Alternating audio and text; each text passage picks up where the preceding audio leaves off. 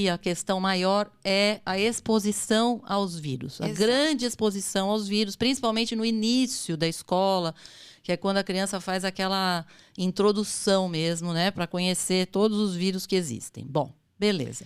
Mas, Carol, existem situações que não são frequentes, vamos combinar e deixar isso bem claro, são situações raras, mas que existem.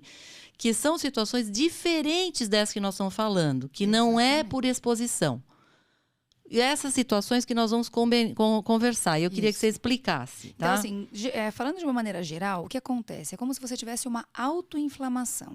A gente vai falar um pouquinho sobre as principais síndromes e que vêm sendo cada vez mais diagnosticadas, porque no momento que você reconhece a alteração que gera e você vai atrás disso, é claro que você passa a diagnosticar mais, porque antes você não conhecia. Então, o que eles observam é um aumento na incidência dessas doenças quando se busca, porque muitas delas não trazem um efeito tão grave. Mas é importante saber porque algumas são, inclusive, familiares. E, às vezes, podem repetir na família, e aí você tem que saber disso.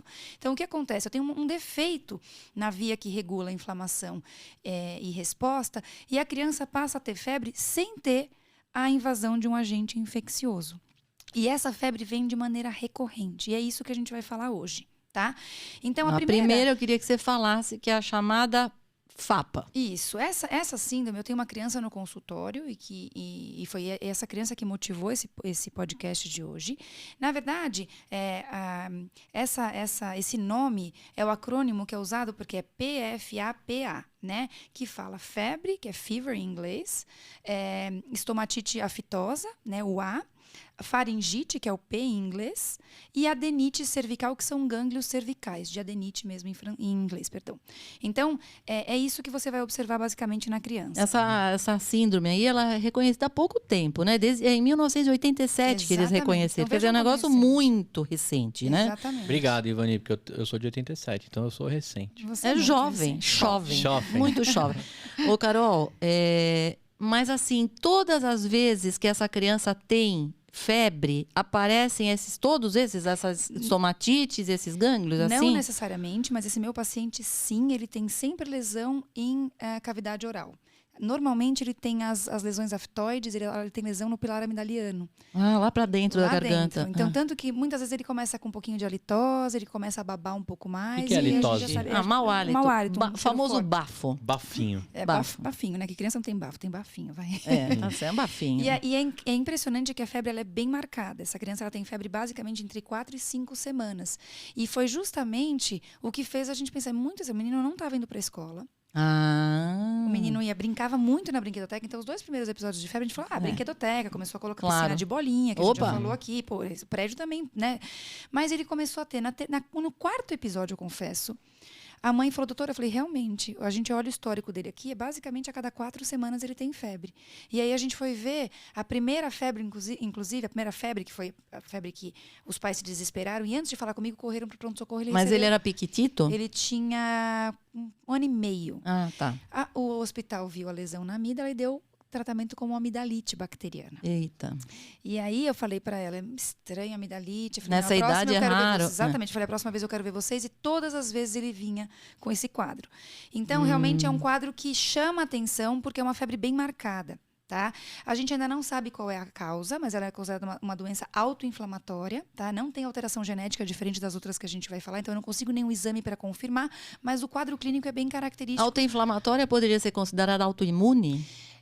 Não, porque não tem destruição de tecido, né? Exato. Então eu não tenho um dano tecidual ou um risco imunológico, né? Eu tenho uma inflamação sem ter um dano. Depois passa associado. E fica tudo bem, né? Passa e fica tudo bem. É exatamente isso, tá?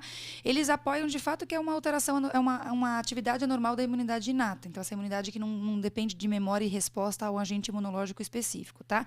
No Brasil, a gente não tem dado epidemiológico, mas na Itália, por exemplo, eles acham que tem 0,4 casos para 1.000 crianças por ano. Não é tão pouco. Né? Entre 1 e 2 anos de idade. Então, veio bem a idade do menino mesmo, bem a idade que apareceu. E, de fato, é isso. Uma febre alta, que pode durar 3 a 7 dias. Geralmente, 4 ou 5 dias é bastante febre. A febre é alta.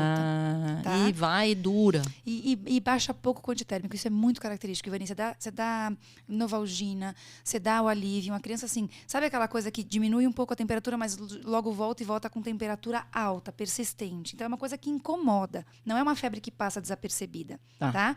E aí, a gente sabe que aqui, ó, 75% tem aftas orais até, ou gânglios cervicais, e 50% um pouco menos com lesões orais. Então, de fato, a criança pode ter calafrio, pode ter mal-estar, mas normalmente são esses sintomas os principais. A lesão oral, os gânglios no pescoço e a febre persistente. Perfeito, Tá? Carol. Então, como eu falei, é basicamente quadro clínico que a gente vai olhar dessas crianças e o que a gente tem. Não tem nenhum exame laboratorial específico, mas muitas vezes sugere-se você olhar um pouco o quadro geral. Então, tem que ver a família, né? Isso. É que se em 1987 que foi feito o diagnóstico, quer dizer, se descobriu essa história, a gente não tem muito isso, né, Carol? Não.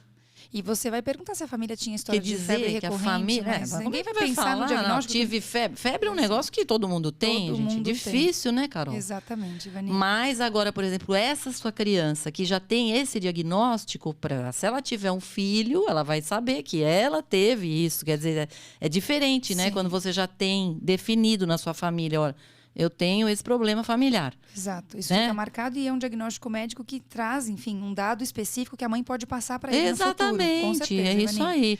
Agora, a criança é entre 2 e 5 anos, geralmente, quando Isso. tem esse tipo de problema, né? E depois passa, Passa. Então, cresce assim, e some. normalmente desaparece. Antes Então, de assim, casar, passa. Antes de É isso. o velho se casa a Sara. Sei. E o mais interessante é que não tem nenhum tratamento específico. Mas o que eles viram é que a utilização de anti-inflamatório hormonal, os famosos corticoides, você, de fato, você resolve a febre. Então, não adianta eu dar anti-inflamatório comum como alívio. Então, a ideia é a utilização de corticoide numa dose única, e é impressionante como, de fato, resolve uma dose um pouquinho mais alta, 1 a 2 miligramas por quilo. Isso vocês não precisam memorizar, mas só para vocês terem ideia, a febre vai embora. Ou ele vai defervescer por completo, no máximo você usa uma segunda dose e a criança sai da crise. Gustavo, é o seguinte, não sabe o que tem, meticortem. Meticortem. Isso aí, tá entendendo? Isso é clássico, entendeu? Ivani, isso é tão importante. Espirrou, tossiu, benzetacil. Não sabe o que tem, meticortem. Isso é clássico da minha época, entendeu? Da nossa, ainda seguimos. E isso é usado, inclusive, como um dado diagnóstico. A criança que responde bem ao corticoide corrobora com a hipótese diagnóstica, já que eu não tenho nenhum exame específico. Entendi. Então, você dá, a criança melhora, e aí você fica com esse diagnóstico da síndrome. Em situações extremas, existem crianças que têm muita febre, isso altera a rotina. Alguns artigos falam até em retirada das amígdalas. É tão relacionado às lesões orais que eles falam da amidalectomia. Eu confesso, gente, que é uma cirurgia. Mas não é uma tirar cirurgia uma amígdala pequena. de uma criança entre 2 e 5 anos de idade não vai ser. Sacanagem. Não vai. E para um quadro que é leve, que não traz nenhum efeito colateral, não E traz que nenhum depois problema em longo passa. prazo. Que Exatamente. antes de casar, Sara, realmente, e que se toma Exatamente. meticortem melhor, então. Então, nós vamos de meticortem. Exato. Né? Tá? Então, essa é a primeira e grande e a principal causa.